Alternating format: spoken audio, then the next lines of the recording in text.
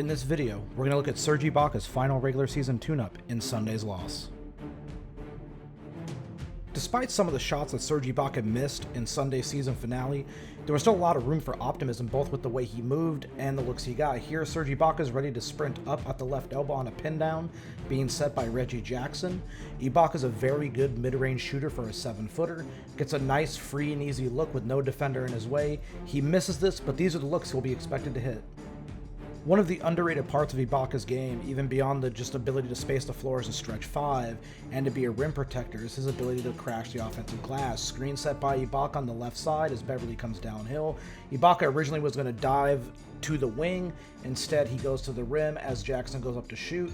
Ibaka then taps this ball. This is a secondary possession for the Clippers now that Ibaka then won. And he's going to get a nice open three-pointer on the left side of the floor. This is a shot he once again will be expected to hit with the Clippers. He misses this, but you cannot fault the energy, the hustle, and the effort.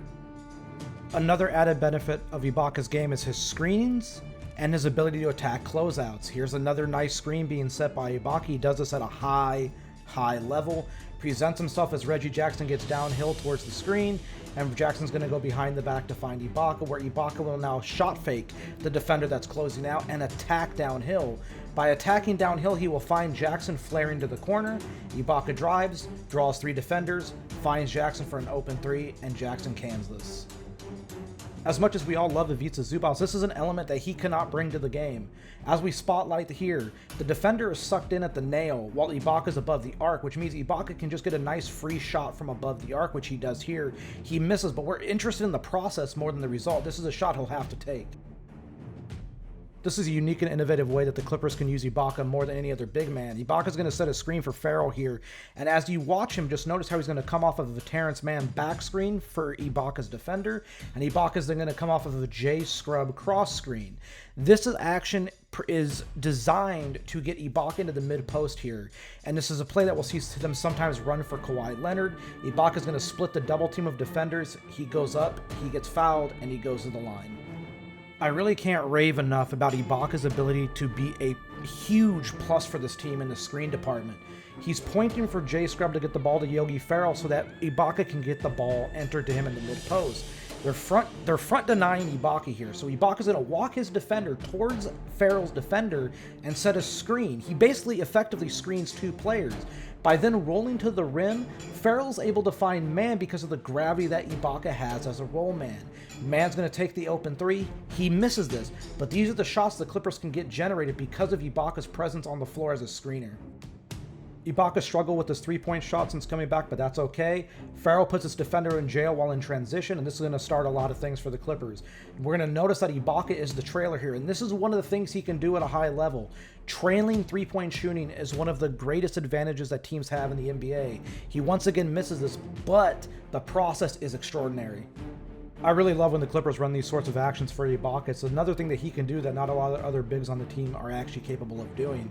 They're going to set a nice back screen against Ibaka's man, and Ibaka's going to dive to the rim along the baseline, forcing the switch. Well, now he's against a smaller defender. He gets it. This is a position that Ibaka can score in. He's going to go up and get fouled. These are the advantages the Clippers should work to get with him on the floor. Mid-post Ibaka is, can be feast or famine at times, but I like these looks that they get for him. Ball's going to be entered into the mid-post. Mann's going to clear the side. And we're going to end up watching Ibaka do something smart. He's going to reverse pivot. This is a reverse pivot. It's going to create the space needed against the defender to just simply rise up and get a nice free and easy look. Ibaka cashes this one in. If this seems like deja vu, let's not kid ourselves. It kind of is. Ball's inserted into Ibaka in the mid-post again. Second defender runs into, but Mann's clearing the side out for him. Ibaka is then going to slightly reverse pivot. What does this do? Once again, it creates enough space between him and the defender, and it's yet another open, uncontested mid-range jumper that Ibaka bangs home. Pay very close attention to this play. You're going to see it in the postseason at some point. Ibaka looks like he set an initial screen. He is not. He's going to re-screen. Here it comes. Peel back screen. Second screen is going to be set. This is going to get Kennard open as Ibaka makes contact. You are going to see this be run with Ibaka on the floor for Paul George, so keep that in your mind going forward. God, this is an incredible pass. Screen set by Ibaka. Beverly's going to get downhill. Ibaka will pop. You're going to see the behind the back again. Boom. There it is. Defender's closing out. Ibaka's going to read him, so man is going to cut down in the slot cut into the paint. Ibaka will then find him perfectly with a bullet-like precision pass into the paint, and man goes up with a very nice finish.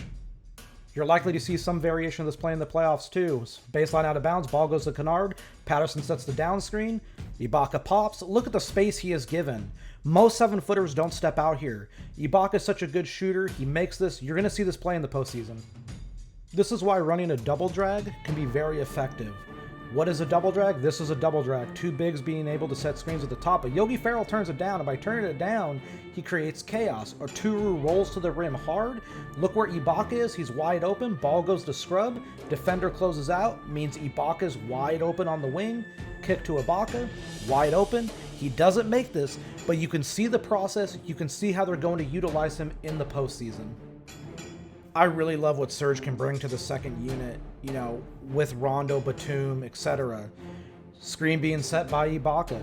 Ferrell's going to get downhill. Imagine this is Rondo, because if it's Rondo, he's going to hit Ibaka here at the top. And we're going to see Ferrell do that as he comes out, snakes through, finds Ibaka. Ibaka does have a penchant to shot fake more than, you know, just hoist up a three. He's going to reset by giving the ball to Scrub. This could be Paul George.